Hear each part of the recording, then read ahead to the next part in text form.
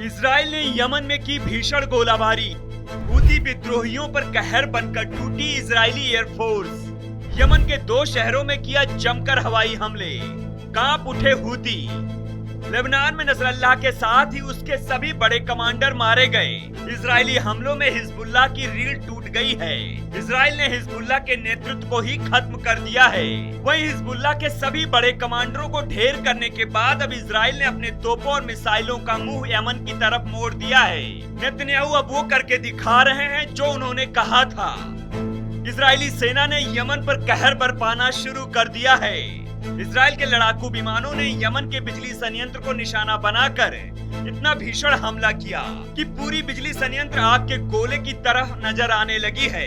बिजली संयंत्र पर हुए हमले में 4 लोगों के मारे जाने की खबर है, जबकि 33 लोग घायल बताए जा रहे हैं। ऐसे में चलिए डिटेल से जान लेते हैं कौन है हूती विद्रोही और इजराइल के निशाने पर क्यों हैं और क्या ये इजराइल के सामने टिक पाएंगे।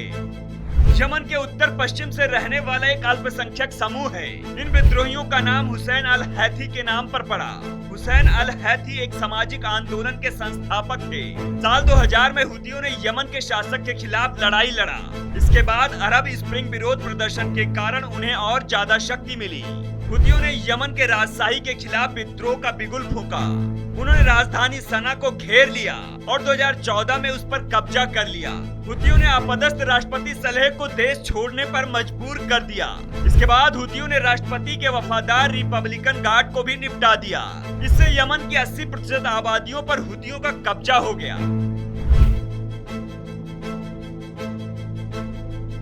नेतन्याहू ने यमन पर यह कहर इसलिए बरपाया क्योंकि हिजबुल्लाह चीफ हसन नसरल्लाह की मौत के बाद इजराइल के खिलाफ यमन के हूती विद्रोही आ गए थे और इजराइल से बदला लेने की बात कह रहे थे, लेकिन हूती विद्रोही कुछ कर पाते उससे पहले ही नेतन्याहू के खतरनाक लड़ाकू विमानों ने हूतियों के गढ़ में घुसकर बम बरसाए और हूतियों के कई ठिकानों को तबाह कर दिया। इजराइल अकेले 4 मोर्चों पर जंग लड़ रहा है, जिसमें ईरान, हिजबुल्लाह, हमास और यमन शामिल हैं। इजराइल युद्ध में सभी को धूल चटा रहा है।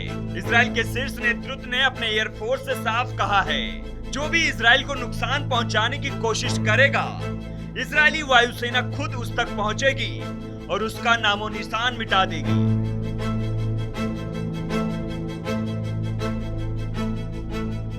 अमेरिका और संयुक्त राष्ट्र का दावा है कि हूती विद्रोहियों को ये हथियार ईरान की तरफ से दिए जाते हैं। उसके पास कोई हथियारों की फैक्ट्री नहीं है।